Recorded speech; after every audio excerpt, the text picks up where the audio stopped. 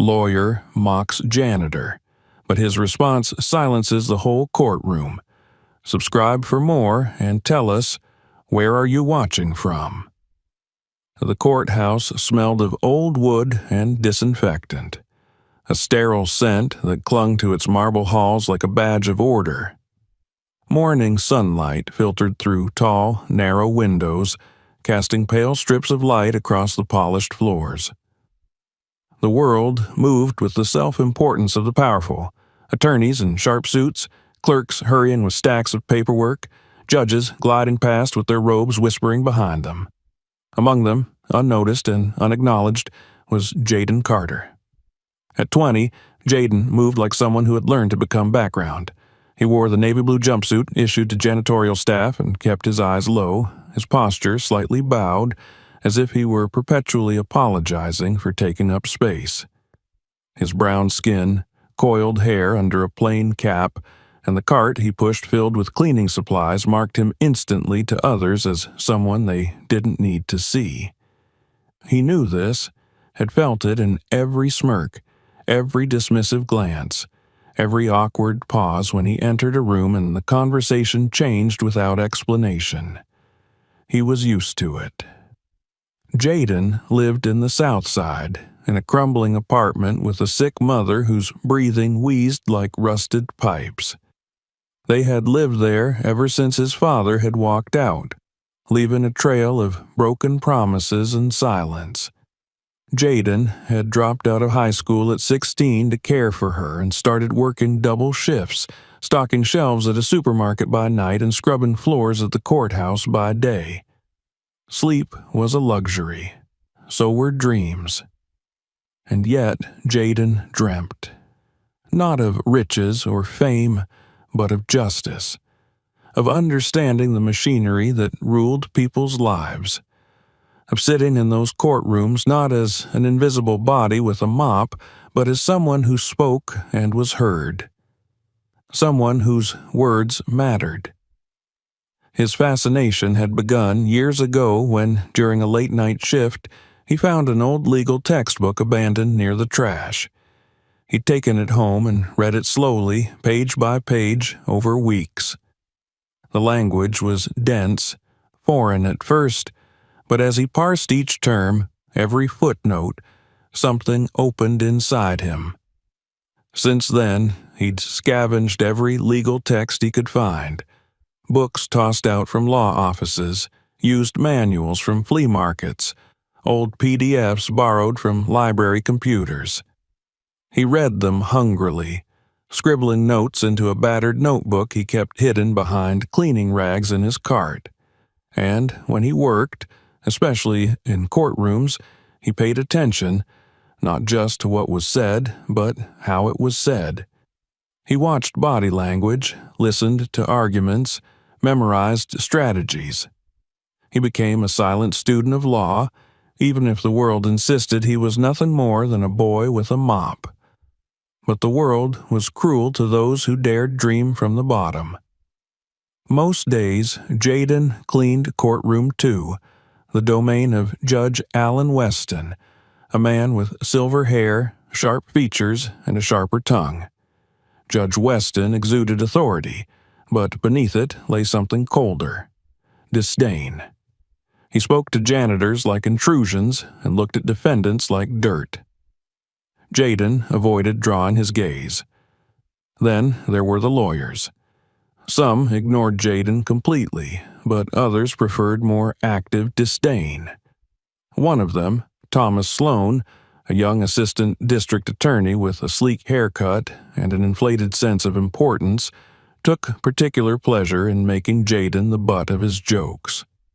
He once dropped a coffee cup deliberately at Jaden's feet and laughed with his colleagues as Jaden picked it up without a word. "Hey, counselor," Sloan had sneered, "you planning to pass the bar with that mop?"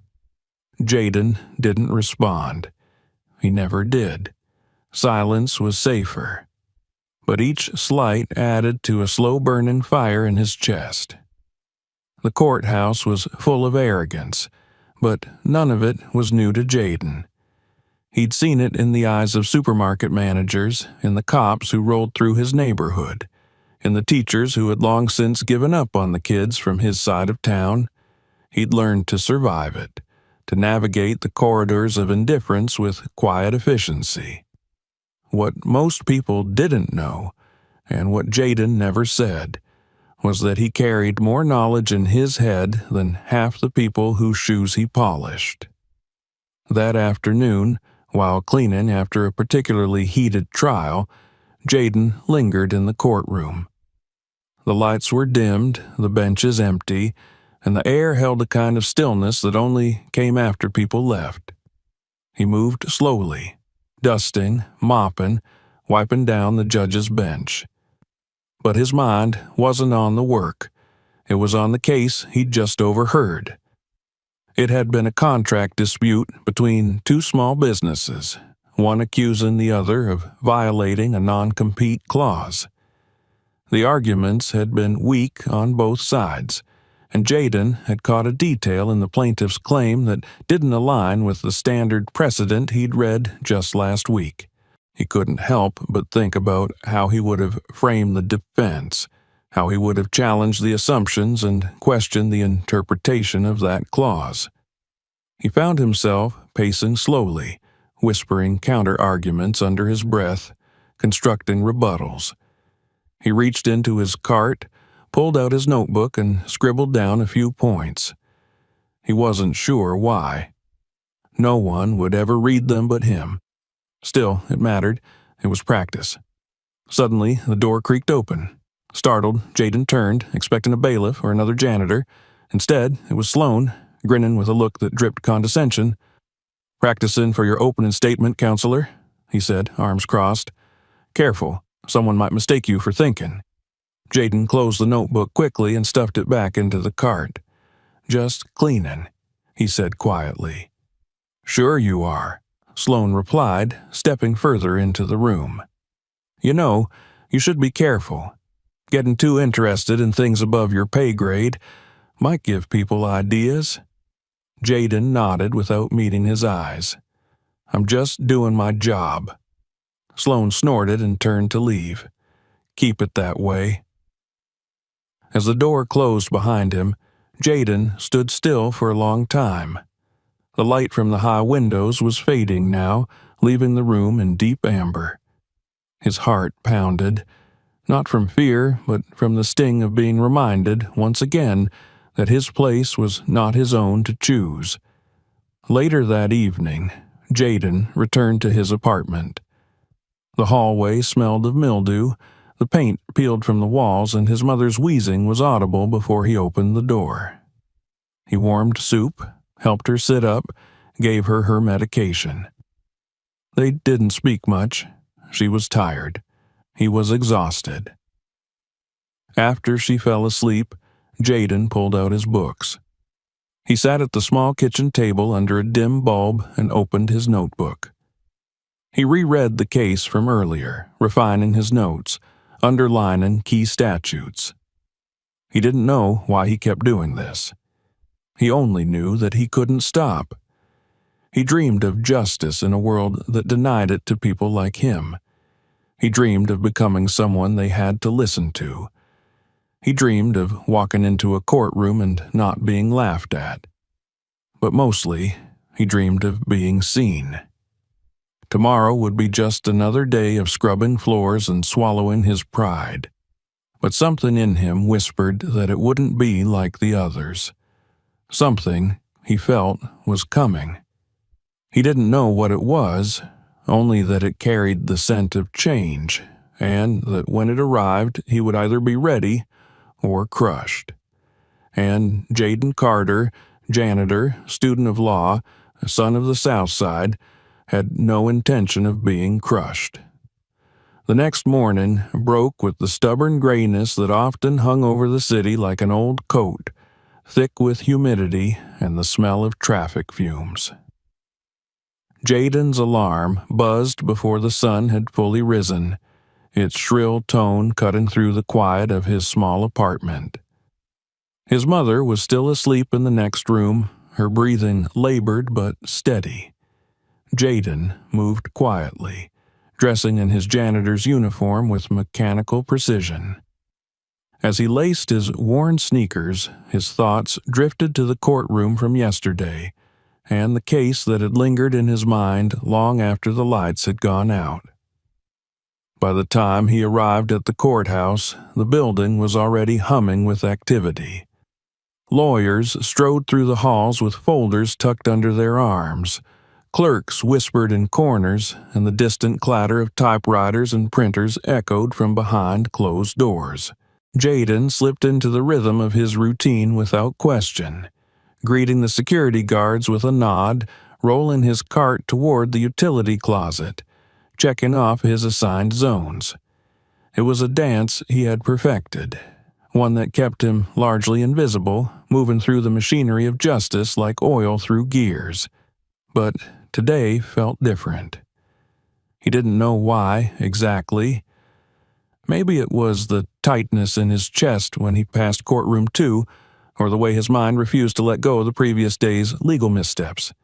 The arguments had been flawed. The plaintiff's interpretation of the clause was shaky at best, and yet the courtroom had buzzed with confidence and self-congratulation. It wasn't right.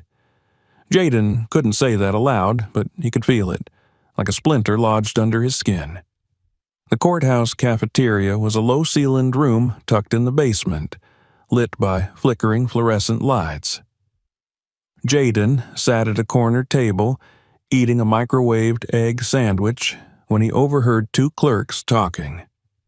"That public defender? Still hasn't shown up. Judge Weston's going to lose it," one of them said, shaking her head. "On the Marquez case?" the other replied, frowning. "That's today?" Jaden's ears pricked. Marquez. He'd seen that name on a docket posted near the staff bulletin board. Luis Marquez, accused of breaking into a downtown electronics store. The details were vague, but Jaden had noticed one thing. Marquez didn't have a private attorney. He was relying on the public defender's office, which was notoriously overworked and understaffed. He left his tray and headed upstairs. Courtroom 3 was already filling when he arrived. Jaden lingered just inside the doorway, mop in hand, trying to look as though he were there to work. He blended into the wood-paneled walls, staying quiet as lawyers murmured, a bailiff barked instructions, and the judge's bench stood solemn and expectant. Judge Weston entered a few minutes later, his black robes trailing behind him like a cloak of authority. His expression was pinched, his mouth a thin line. "Court is now in session," the bailiff announced. "The state versus Luis Marquez." Luis stood at the defense table alone. He couldn't have been more than 25, his brown skin pale under the fluorescent lights, eyes darting nervously around the room. His hands were cuffed in front of him, and he leaned slightly forward as if trying to shrink into himself. "Where is counsel for the defense?" Weston asked, his voice cold. A junior clerk stepped forward. "Your Honor, we received word that Mr. Graham, the assigned public defender, is handling an emergency in another courtroom and may not arrive in time." Weston scowled. "This is unacceptable. We've delayed this proceeding once already. The defendant has been in custody for 3 weeks. "Yes, Your Honor," the clerk said apologetically, "but there's been an overload of—" "I don't want excuses," Weston snapped. He turned to Marquez. "Mr. Marquez, are you prepared to proceed without representation?" Luis blinked. "Sir, I don't know how. I don't even understand the charges properly." "The charges are clear," Weston said. "Burglary, resisting arrest. If you have no objection, the court will proceed." A rustle moved through the courtroom. Even some of the prosecutors looked uneasy. Jaden stood frozen, his pulse pounding in his ears. This wasn't right. Proceeding without counsel, especially with someone who clearly didn't understand the system, was not just unethical, it was unconstitutional. His mouth went dry, his hand tightened around the handle of the mop. He told himself to stay silent, to not get involved. But then he heard Weston's gavel strike. Very well, the state may present its opening statement. Jaden stepped forward. Your Honor, wait. The words escaped him before he fully realized what he was doing. A hush fell over the room. All eyes turned. For a second, there was only the hum of the overhead lights and the sound of someone clearing their throat in the back row. Weston squinted down from the bench. Who said that? Jaden's heart hammered. He took another step forward, face flushed. Me, sir, I apologize, but I don't think the court can proceed without legal counsel for the defendant. There was a beat of stunned silence, then a burst of laughter from the prosecution's table. One of them, it had to be Sloan, leaned toward his colleague and whispered something that made them both smirk. And you are? Weston asked, his tone clipped. Jaden Carter, sir, janitorial staff. More laughter, louder now. Mr. Carter, unless you're here to clean this courtroom, I suggest you return to your duties, Weston said, voice rising. I am, Jaden replied, his voice trembling slightly. But I also know that under the Sixth Amendment, every defendant has the right to legal representation. Proceeding without it, especially when the defendant objects, violates that right. The laughter stopped. Someone coughed. Sloan sat up straighter. Weston's eyes narrowed. Are you suggesting you understand constitutional law, Mr. Carter? I'm not a lawyer, Jaden said, but I've read enough to know this isn't legal. For a long moment, no one spoke. Then, from the back row, a voice rang out. Let him speak. Heads turned. Jaden looked towards the sound and saw an older man in a dark gray suit rising from his seat. His hair was silver, his posture commanding. It was Julian Howard, one of the most respected attorneys in the state. Jaden had seen him once or twice in passing, but never this close. Howard approached the bench, addressing the judge with calm authority. Your Honor, may I suggest a brief recess? It appears we have a procedural concern worth examining. Weston glared at him, but Howard's reputation was too strong to dismiss lightly. 5 minutes, the judge barked, slamming his gavel. The courtroom erupted into whispers as the bailiff called for order. Jaden stood motionless, unsure if he had just saved someone or doomed himself. Howard approached him quietly. You've read the Sixth Amendment. Jaden nodded. And you recognize the violation? Yes, sir. Howard studied him for a long moment. Interesting, he murmured, almost to himself. Very interesting. They reconvened after 10 minutes. The judge, clearly displeased, agreed to delay the proceeding until Marquez could be assigned alternate counsel. Howard, surprisingly, offered to represent him pro bono, citing concern for due process. The judge accepted reluctantly, banging his gavel with more force than necessary. Jaden didn't stay to watch the rest. He slipped out of the courtroom before the murmurs turned into questions, wheeling his cart back toward the utility closet. His hands shook as he folded his cleaning cloths, his mind racing. He had spoken. He had been heard. Later that afternoon, as he was finishing his rounds, a voice called out from behind him. Mr. Carter. Jaden turned. It was Howard. I'd like a word, the lawyer said. Jaden followed him to a small office just down the hall. Howard gestured for him to sit, then closed the door. I've practiced law for 30 years, he began. I've taught, I've litigated, I've seen just about every kind of fool who thinks he knows something about justice. But you, son, you're something else. Jaden didn't know what to say. He lowered his eyes. Howard leaned forward. Where'd you learn it?" "I read," Jaden said. "Old books, cases, whatever I can find." "You read." Howard chuckled. "Most first-year law students couldn't cite the Sixth Amendment in context. You did it under pressure."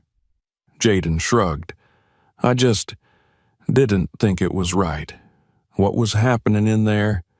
"It wasn't," Howard said, "and you were right to say so." There was a silence. Then Howard added, "Come see me tomorrow, noon. I want to show you something." Jaden looked up confused. "Why?" "Because the law doesn't belong to people in suits," Howard said. "It belongs to those who care enough to understand it. I think you might be one of them." Jaden left the office in a daze. He walked through the courthouse like a man in a dream, passing clerks and officers who no longer looked through him. Some glanced at him with confusion, others with suspicion, but for the first time, he felt seen. That night, in the silence of his apartment, Jaden stared at the worn cover of the old law textbook that had started everything. He didn't open it. He just sat with it, breathing, letting the weight of the day settle. Something had shifted. He didn't know what tomorrow would bring, but he knew he had taken a step. And for the first time in his life, the ground beneath him didn't feel like it was about to give way. The next day arrived like a held breath, taut with possibility. Jaden woke before dawn, unable to sleep through the tension coiled in his chest. He moved through his morning rituals, dressing, checking on his mother, gulping down coffee from a chipped mug, like someone on autopilot. Every step toward the courthouse felt surreal. The memory of the previous day hung over him in pieces. The echo of his own voice in the courtroom, the stunned silence, Julian Howard's unexpected defense of him. It felt both unreal and irreversible. He wasn't invisible anymore. As Jaden entered the courthouse, he sensed a shift in the air. It wasn't loud or overt, but something had changed. People looked at him, actually looked, not just glanced past him as part of the scenery. Some whispered to one another, others furrowed their brows in confusion. A few nodded as they passed. He didn't know how to interpret their expressions, curiosity, suspicion, wariness, but it didn't matter. For the first time in this building, Jaden Carter was not just the janitor. He made his way to the second floor, to the office Julian Howard had mentioned. The firm's nameplate was etched in brass beside a frosted glass door. Howard and Bryce, attorneys at law. Jaden stood outside it for a full minute before knocking, adjusting the sleeves of his uniform. When he stepped inside, a receptionist greeted him with a polite, if puzzled, smile and directed him to Mr. Howard's office. Howard stood as Jaden entered. The man looked as collected as he had in the courtroom, with a crisp gray suit and a mind that seemed always one step ahead. He motioned for Jaden to sit. "I'm glad you came," he said, folding his hands on the desk. Jaden sat stiffly, unsure where to place his hands, his feet, his attention. Everything about the office exuded intellect. Bookshelves heavy with volumes, legal certificates framed neatly on the walls, case files stacked with precision. "I imagine you've had an unusual morning," Howard said, the faintest smile tugging at the corner of his mouth. Jaden nodded. People noticed. That tends to happen when someone challenges a judge and gets it right. Howard leaned back. "You handled yourself well. Calm, thoughtful. You know what you were talking about." "I just read a lot," Jaden said, suddenly aware of how small his voice sounded in that space. Howard's gaze sharpened. "And that's what I want to talk about." He slid a folder across the desk. Jaden reached for it hesitantly, opening it to find several pages of dense legal writing. It was a civil dispute, something about a broken contract between two business partners. "Tell me what you see," Howard said. Jaden blinked, then began to read. At first, the familiar anxiety flared, the fear of looking foolish, of being tested and failing. But as he read deeper, the fear gave way to focus. His mind, trained in silence and solitude, kicked into gear. He noted the key clause in question, recognized the ambiguity in the language around responsibility and breach. He traced a potential flaw in how damages were being assessed and how one party might be exploiting it. "It's vague here," he said slowly, pointing to the fourth paragraph. "The way they describe the conditions for financial penalties, it could be challenged. It doesn't define what counts as material failure to perform. That's open to interpretation." Howard didn't say anything. He just watched. Jaden continued. "If I were representing the defendant, I'd argue that the clause is too broad to enforce as written, and if the plaintiff insists on it, we could countersue for unreasonable enforcement of terms." When he looked up, Howard was smiling, but not with amusement. It was the expression of someone discovering a rare tool in a box of rusted ones. "You're right," he said. "That ambiguity is the weak point." Jaden closed the folder. "Is this a test?" "Something like it," Howard said. "I needed to know if yesterday was a fluke or if there's more to you." Jaden's face tightened. "And?" "There's more," Howard said. "A lot more."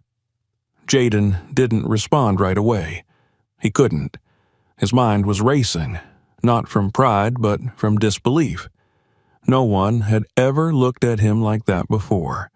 Not as a burden, not as a background figure, but as someone with potential.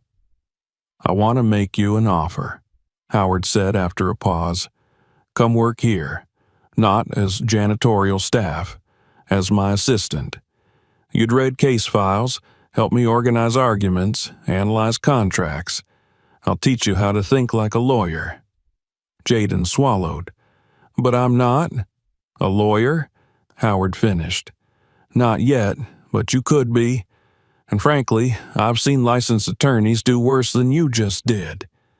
Jaden stared at him, unsure if this was a joke, a test, or something dangerously real. "I can't pay you a lawyer's salary," Howard continued, "but I can pay you better than what you're earning now. And more importantly, I can give you access, books, mentorship, real-world experience. If you're serious about this is your first step." Jaden's breath caught. He'd imagined something like this once. In the quiet hours after his mother's medicine kicked in the dead of night with a textbook on his lap, he dared to fantasize about a door opening. But he'd never expected it to look like this. "Why?" he asked finally. "Why me?" Howard paused. "Because the law needs people who understand what justice actually means, not just what it looks like in a courtroom, and because talent like yours doesn't come along often. You didn't learn this in a classroom. You earned it. Alone. That tells me more about you than a degree ever could." Jaden looked down at his hands. They were still rough from years of labor, his fingernails short, his palms calloused. He'd been told his whole life that the world was not built for people like him to rise.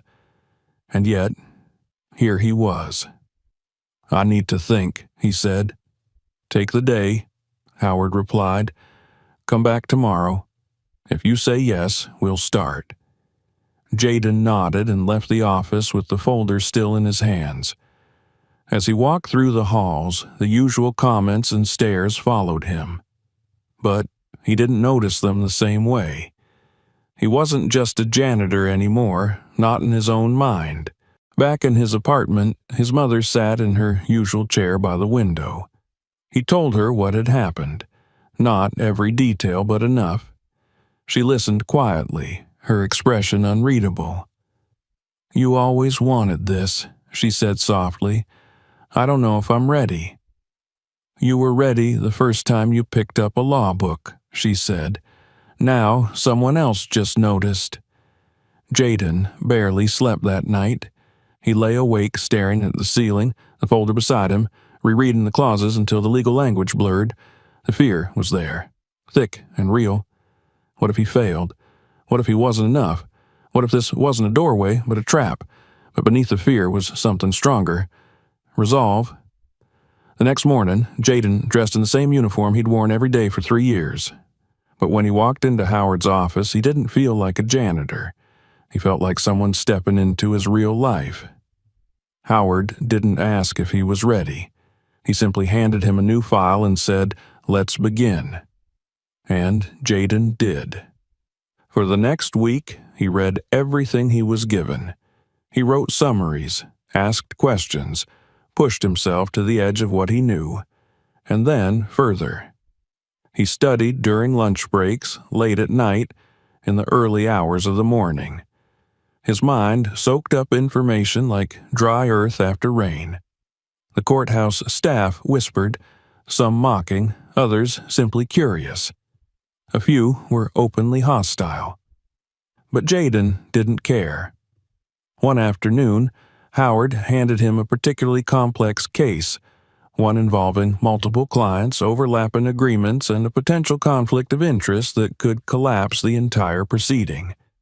Jaden read it twice, then again. "There's something here," he said. Howard looked up. "What do you see?" Jaden tapped the second contract, Clause 14B. It contradicts the primary obligation in the master agreement. If they push this in court, we can argue breach of internal consistency. Howard raised his eyebrows. "You caught that fast."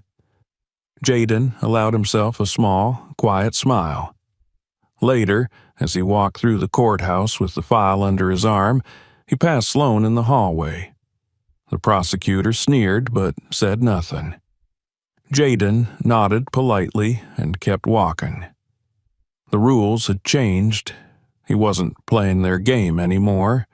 He was building his own. The weight of the days began to shift around Jaden. Each morning, as he stepped into the courthouse, the rhythm of his footsteps seemed to have changed. He still wore the same uniform, still passed through the same security checkpoint, and still pushed open the same heavy wooden doors. But something was different. He felt it in the way people moved around him now, no longer brushing past without acknowledgement, but watching, measuring, whispering. Some gazes lingered with curiosity, others with doubt, and a few with clear resentment. The janitor, who once blended into the walls, had become something of an anomaly. Jaden didn't let it distract him. Not outwardly. Inwardly, he was still grappling with the dissonance of it all. Just days ago, he had mopped these very floors without a second glance from anyone. Now, with a single file folder under his arm and a new place at Julian Howard's side, he was being treated like a riddle everyone wanted to solve, or silence. Howard had wasted no time in bringing Jaden deeper into the fold.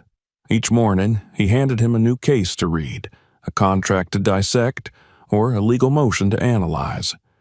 Some were simple enough: small claims, landlord disputes, traffic violations.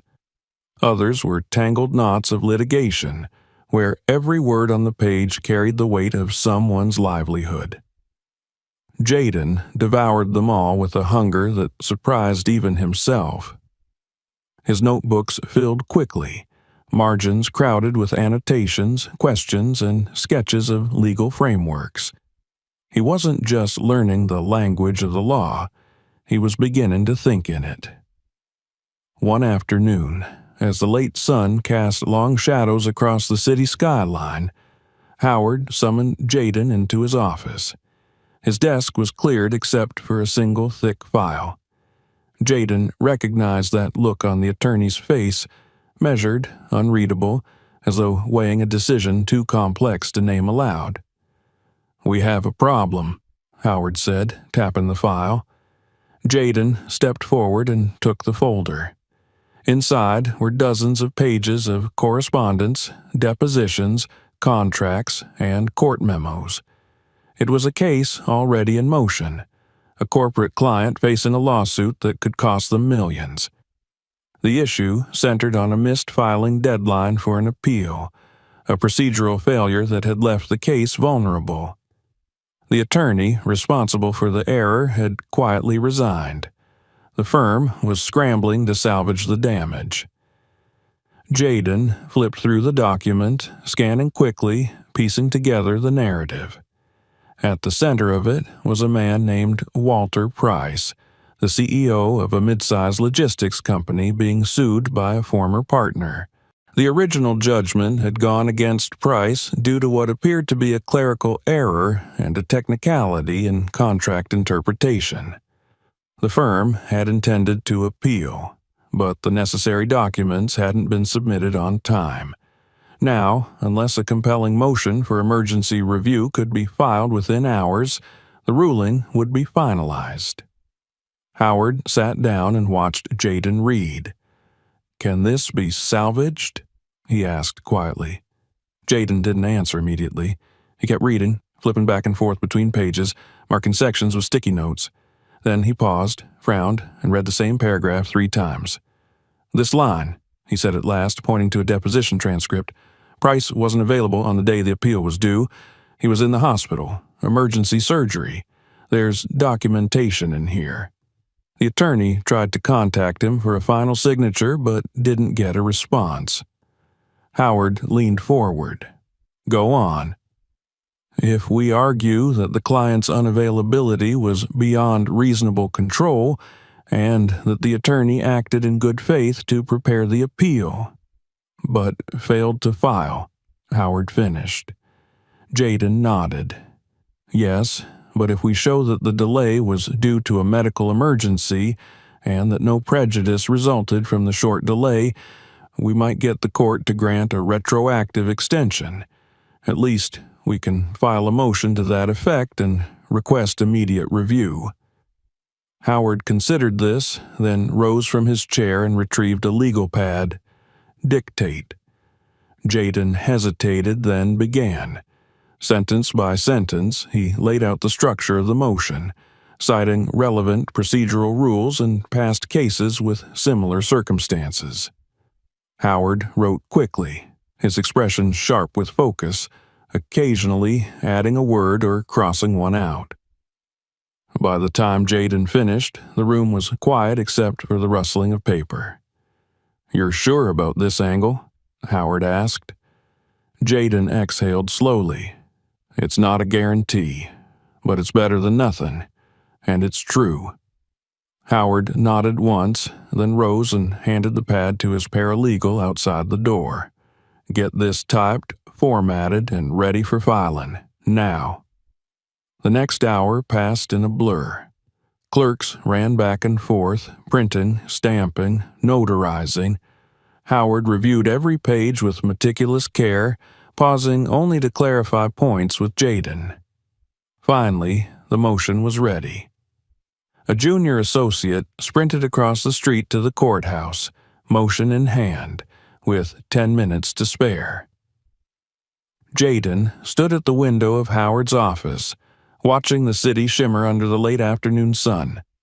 His pulse was still racing. The adrenaline hadn't faded. Howard joined him. "You saved the case," he said. Jaden shook his head. "You did. I just helped." "No," Howard replied. "You saw the only viable path when no one else could.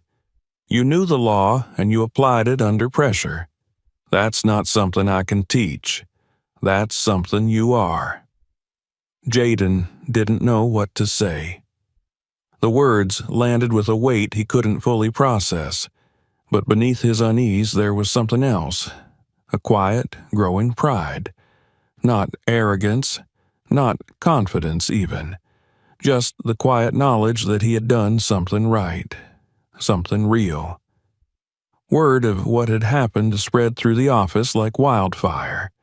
Some employees approached Jaden with genuine curiosity, even admiration. A few kept their distance, and then there were those who could barely conceal their disdain. Among them was Thomas Sloan. Jaden ran into him 2 days later in the hallway outside Courtroom 1. Sloan was leaning against the wall, chatting with a group of junior attorneys. His laughter cut through the corridor like a blade. When he saw Jaden approaching, the smile vanished. "Well, well," Sloan said, stepping into Jaden's path.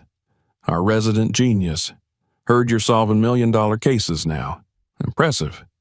Jaden met his gaze calmly. "Just doing what I can." Sloan's eyes narrowed. "Careful. People might start thinking you belong here." Jaden didn't flinch. Maybe they should. For a moment, they stood in silence, the air thick with unsaid things. Then Sloan gave a tight smile and walked away. That night, Howard handed Jaden a heavy volume from his office bookshelf. "Civil procedure," he said. "Start with the first chapter. Tomorrow we'll go over the fundamentals of discovery." Jaden took the book and nodded. At home, he read until dawn. The days turned into weeks. Jaden continued to split himself between his old duties and his new role. He still helped his mother each morning, still took the night shift at the supermarket on weekends. But inside the courthouse, he had begun to move differently. He spoke in meetings. He contributed to briefs. He answered questions from seasoned attorneys, some of whom had started to defer to him more than they liked. He was no longer just learning. He was being tested, and he was passing. One morning, Howard pulled him aside. "I've been thinking," he said, "about law school." Jaden blinked. "Law school? You're not officially on that path yet, but you could be. I've spoken to some colleagues. If you're willing, I'll sponsor you for a prep program. We'll cover the costs. You'll take the LSAT in the fall." Jaden's throat tightened. The idea had always been there, distant and unreachable, like a mountain behind glass. Now it was being placed in his hands. "I don't know what to say," he murmured. "Say yes," Howard said. "We'll take it one step at a time." Jaden nodded slowly. "Yes." He returned to his desk, the law book still open, his notes spread out like a map. Outside the window, the city moved as it always had, indifferent, relentless, full of stories it never bothered to tell. But Jaden was no longer a bystander. He was part of the story now, and the first step had already been taken. If you enjoyed this story, make sure to subscribe so you don't miss the next one. Check out our other videos for more powerful moments and unexpected turns. And don't forget to share this one with someone who needs to see it.